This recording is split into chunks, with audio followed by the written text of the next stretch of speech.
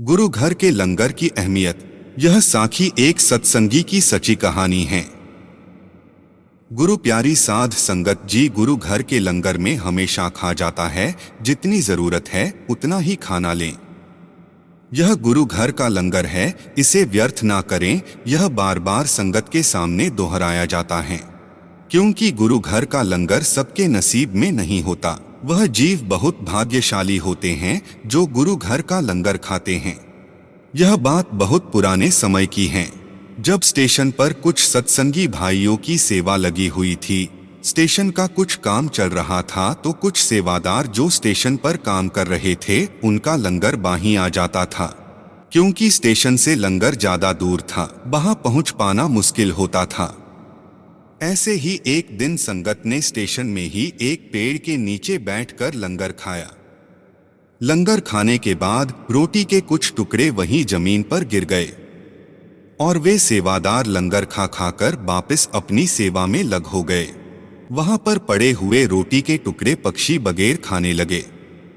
उसके बहुत सालों बाद एक बार बाबा जी का सत्संग चल रहा था तो सत्संग में बैठा एक व्यक्ति उठकर खड़ा हो गया और कहने लगा, बाबा जी कुछ अर्ज करनी है, आप अगर आज्ञा दें तो।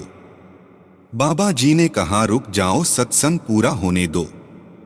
मगर कुछ समय बाद उस व्यक्ति से रहा नहीं गया। वो फिर उठा और कहने लगा, बाबा जी मुझसे रुका नहीं जा रहा।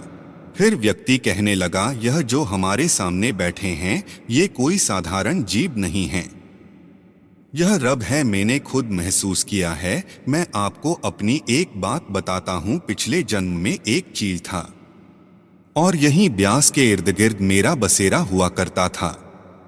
एक बार मैंने देखा कि पेड़ के नीचे कुछ रोटी के टुकड़े पड़े हुए थे जो कि डेरा ब्यास के लंगर के थे। मैंने उनको खा लिया और जैसे ही खाया मेरी मृत्यु हो गई और मुझे यह मनुष्य जन्म मिल गया। यह बात मुझे अंतर ध्यान होकर पता चली और जब मुझे मनुष्य जन्म मिला तो बाबा जी ने नाम की बख्शीश भी कर दी। तभी मुझे समझ आ गया था, जो मैंने डेरे का लंगर खाया है ये सब उसी की वजह से हुआ है। क्योंकि मेरी इतनी कमाई नहीं थी कि मैं मालिक के प्यार के लायक बन सके। एक बार जो गुरु घर का लंगर खा लेता था, मालिक उसका किसी न किसी तरह पार उतार कर ही देते हैं। इसलिए कहा जाता है, जरूरत अनुसार खाना लें। ये गुरु घर का लंगर है। साध संगत जी, जब हमें नामदान की बख्शीश हो जाए तो समझो मालिक ने जो देना था दे दिया। अब आगे मेहनत हमें करनी है। हम थोड़ी से मेहनत और करेंगे तो इस जन्म मरण के चक्रों से हमें छुटकारा मिल जाएगा। सतगुरु हमें अपने साथ सचखंड ले जाएंगे। हमें तो उस कुल मालिक का शुकराना हर वक्त करना चाहिए कि उसने हमें खुद से मिला लिया, खुद ही अपनी पहचान हमें करवा दी। नहीं तो हमारी क्या औकात जो हमसे सब देख सकें। साध संगत जी, सतगुरु हमारे कर्म तो बाबा जी नाम दान देते ही काट देते हैं और कुछ बाकी बचे हुए गुरु घर का लंगर खाने से कट जाते हैं।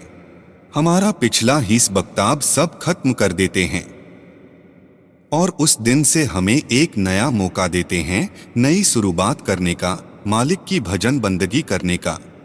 हमें मालिक के प्यार के काबिल बना देते हैं। लेकिन यह बातें सतगुरु कहते नहीं हैं।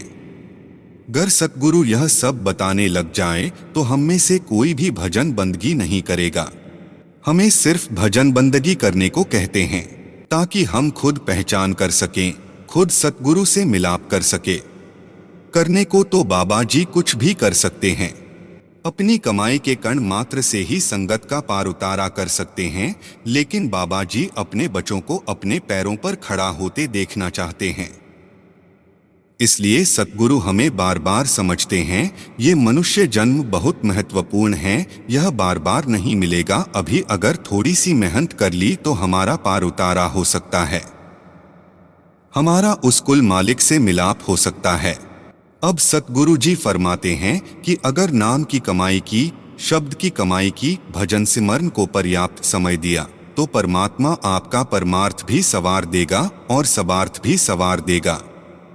तो साध संगत जी, मालिक ने हमें खुद चुना है, खुद हमारी जिम्मेदारी ली है, तो हमारा भी फर्ज बनता है कि मालिक के हुक्म अनुसार भजन सिमरन को पूरा वक्त दें।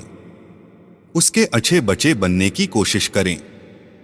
गुरु प्यारी साध संगत जी, इस रूहानी साखी से हमें यह रूहानी संदेश मिलता है कि गुरु साहिब हमें बार बार सिमरन करने को कहते हैं। जब आप गुरु की शरण में जाते हैं तो आप क्या सोचते हैं? आप खुद गुरु की शरण में गए हैं। साध संगत जी, गुरु ने आपको चुना है, न कि अपने गुरु को। हमारे में इतनी ताकत नहीं होती कि हम गुरु की शरण ले सकें। मालिक ही हमें चुनता है, हमारी जिम्मेदारी लेता है, हमें बस थोड़ी सी मेहनत करने की जरूरत होती है बस। तो साध संगत जी, उम्मीद करता हूँ आज की यह साखी आपके जीवन में ज्ञान का प्रकाश लाए। राधा स्वामी जी।